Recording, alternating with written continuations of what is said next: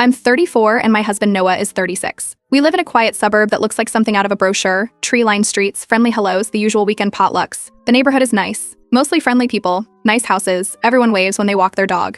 But if you don't have kids, you start to notice how the welcome mat only rolls out so far. Noah and I don't have children by choice. We're not anti-kid or anything. We just enjoy our lives the way they are. We travel when we want, sleep in on weekends, have our own routines. When we moved here 5 years ago, we thought it was the kind of place where that would be fine. And it was, until it wasn't. In the beginning, we were invited to a few neighborhood events. A fall chili cook-off, a 4th of July picnic. I even helped organize a Halloween trick or treat path one year, made goodie bags and everything. But over time, the invites started drying up. Not all at once, just a slow shift.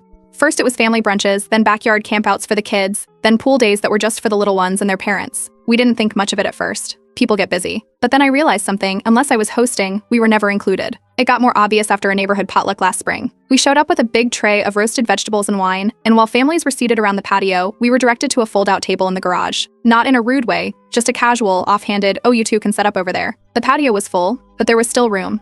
They just didn't want us there. While we ate, Becca, one of the loudest moms on the block, walked by and joked, "Well, at least you don't have to deal with screaming kids tonight." She laughed, and so did the people around her. I didn't. I brushed it off, but it kept happening. I once invited a couple down the street over for brunch. They smiled and said weekends were sacred kid time. It felt like a polite brush off, but then I saw them later that same day at a neighborhood garden swap hosted by someone else, an event we weren't even told about. I'm not clueless. I started noticing a pattern. The same 3 women seemed to be behind every gathering we weren't invited to: Becca, Kylie, and Jenna. They run the Facebook group for the neighborhood, organize the block parties, set the dates for events. People call them the parent pack behind their backs. They don't just plan things, they control who gets to come. The weird thing is, Noah and I aren't antisocial. We've helped out more times than I can count. We found someone's lost cat during a rainstorm. Noah once fixed a leaky hose bib for a couple with a newborn.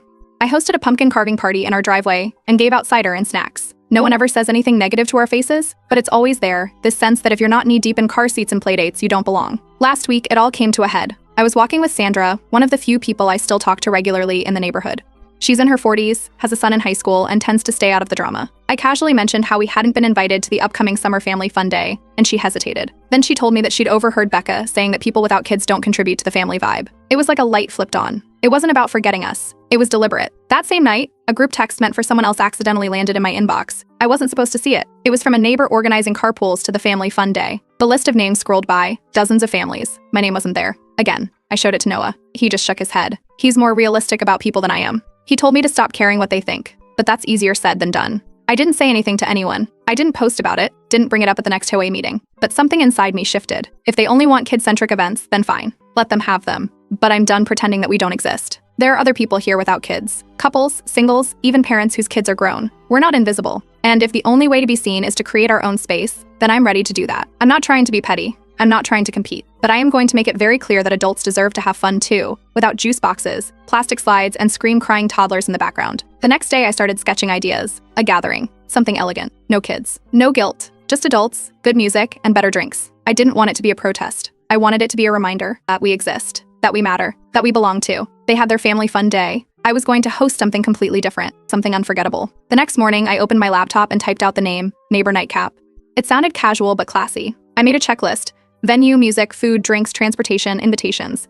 Everything needed to be intentional, not stuffy, not over the top, just something grown-ups could look forward to without feeling like they were crashing someone else's kid's birthday. I rented a vintage event hall about 10 minutes from the neighborhood. It was an old carriage house with wood-paneled walls, soft uplighting, and a tucked-away garden with ivy and brick paths. No plastic tables or folding chairs in sight. Just real chairs, proper glassware, and enough ambience to feel like it mattered. Instead of driving, I booked a trolley to shuttle people back and forth from the community center lot. That way, no one would complain about parking or feel awkward walking in late. Plus, it made the whole thing feel like a night out. I hired a jazz trio, upright bass, keys, and a saxophone. Nothing loud or distracting, just background music you could talk over. A mixologist agreed to build a custom cocktail menu, along with mocktails for anyone not drinking. The menu was mostly tapas, skewers, mini flatbreads, stuffed olives, prosciutto rolls. All finger food, no buffet trays or soggy pasta. Once the logistics were set, I printed the invitations, cream cardstock with gold trim, real paper, not an email blast or group text. I hand-delivered every single one in a matching envelope, sealed. Parents, singles, couples, everyone. It read, "Join us for an evening designed for adults to unwind and connect. Live jazz, cocktails, and conversation. No childcare provided. This evening is for you. Some people looked surprised when I handed them out. A few asked if it was a birthday or anniversary. I just smiled and said it was something new. A few people asked about dress code. I told them, cocktail attire. It wasn't a rule, just a vibe. At the next HOA meeting, I walked in early and took my usual seat. The room buzzed more than usual. Kylie, sitting 2 rows over, made a point to glance at her phone and say, "Guess we're not invited to that fancy little cocktail thing." It was loud enough to reach the people nearby. I didn't respond, just opened my notes, welcomed everyone, and ran through the meeting agenda. When we hit the event calendar section, I casually thanked the people who had already RSVP'd. A few parents looked up and smiled. After the meeting, 2 younger couples, both without kids, stayed behind to thank me. One of them said they'd lived in the neighborhood for 3 years and had never been to a single event. They felt like someone finally remembered they existed. Later that week, I got 3 more RSVPs, all from parents. One mom texted saying she'd already booked a babysitter and picked out her shoes. Then Becca messaged. She said her teenage daughter could help out at the event, pass around food, or pour water. I thanked her for the offer but declined. I explained it was strictly for adults, and that meant no teens, no helpers, no one working the room unless they were staff. She didn't reply. Noah raised an eyebrow when I told him. He liked the idea but warned me not to be surprised if things got weird. He was already hearing whispers from a few dads who were unsure how their wives would react if they attended.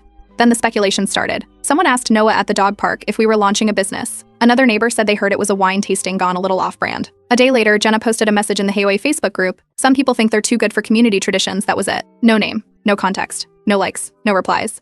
Just sitting there like a leftover casserole no one wanted to claim. While all that swirled around, I finished the prep. I walked the venue again. Set the seating chart, not too stiff, just small clusters of plush chairs and tables near the band. I tested the candlelight at dusk and made sure every corner of the room felt warm, not dark. The cigar corner was my last addition. Not for smoking during the event, that wasn't allowed indoors, but just a quiet outdoor space with leather chairs, old books, and low lighting. A little unexpected, something for the people who like to wander away from the main room. By the end of the week, 26 people had confirmed. Not a massive turnout, but way more than I expected.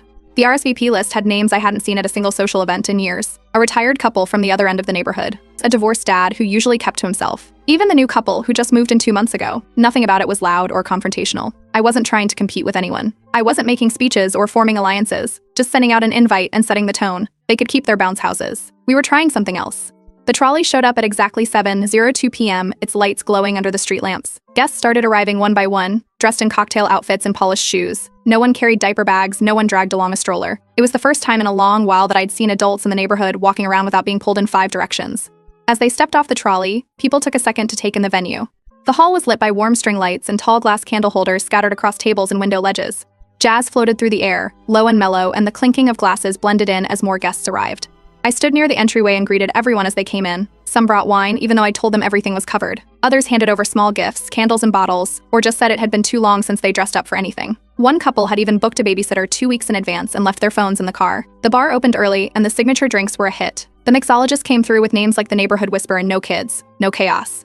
There were also mocktails with names like Silent Saturday and Juicebox Rebellion, which made people laugh. It didn't take long for the whole room to fill up with conversations that didn't involve school pickup lines or preschool crafts. One of the dads who came without his wife stood near the bar, sipping a whiskey and watching the room.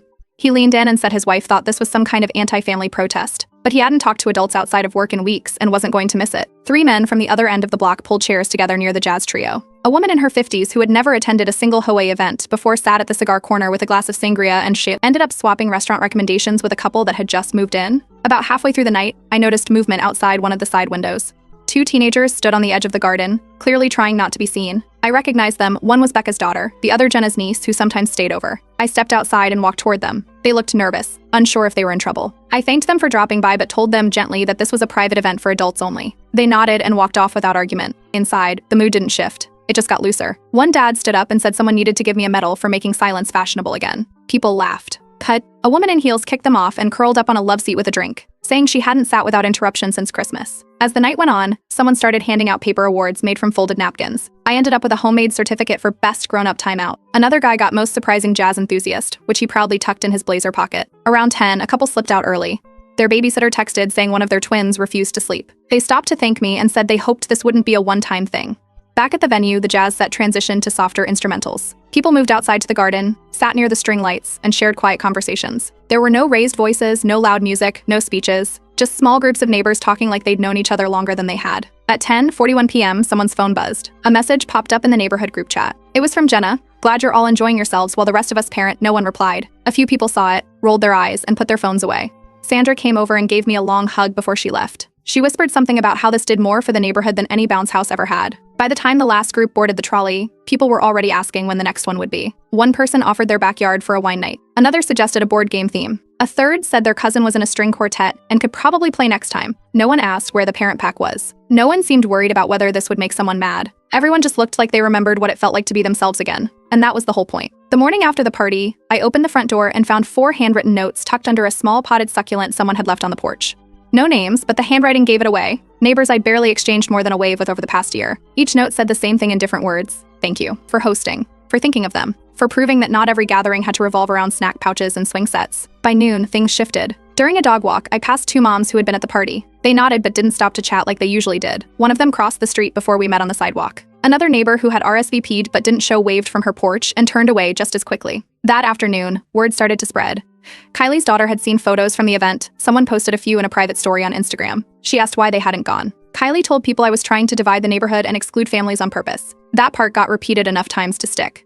The next morning, Noah came home from a jog and said Becca had stopped him mid-route. No greetings. Just a straight line about us setting a bad example. He didn't argue, just kept running. By Friday, new flyers landed in every mailbox. Same glossy cardstock style the Hayway usually used. But this one announced a family-only ice cream social. In bold at the bottom, it read, "Celebrating real neighborhood values. I didn't say anything. Not in the group chat. Not at the dog park. Not during my grocery run." But it was clear the room had cooled. A couple who used to swing by for weekend coffee walked past our house without making eye contact. A mom who used to stop to ask about my garden now just gave a short wave from her car. On Saturday, Travis and Alina, the new couple on the block, invited us over for wine and board games. We stayed late, past midnight, sitting on their back patio lit with cheap string lights and citronella candles.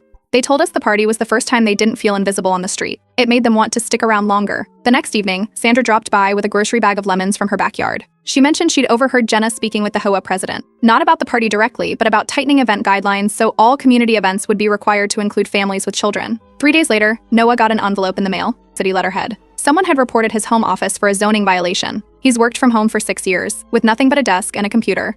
The complaint didn't make sense, and the inspector even sounded confused when he called. When I walked past Kylie's house on a Sunday, I saw a new lawn sign, same colors as the HOA flyers, same font. It read, "We include all ages here." I passed 3 more signs like it before I hit the end of the block. That's when I realized it wasn't just gossip or cold shoulders. They were trying to make it official, rewrite the rules to box out anything that didn't center around playgrounds and crafts. But something else happened too. A couple from the other side of the neighborhood messaged me privately. They hadn't come to the party, too nervous about drama, but wanted to know if there would be another. Then a guy I barely knew stopped me outside the grocery store. He whispered, "That night looked amazing," and walked off before I could respond.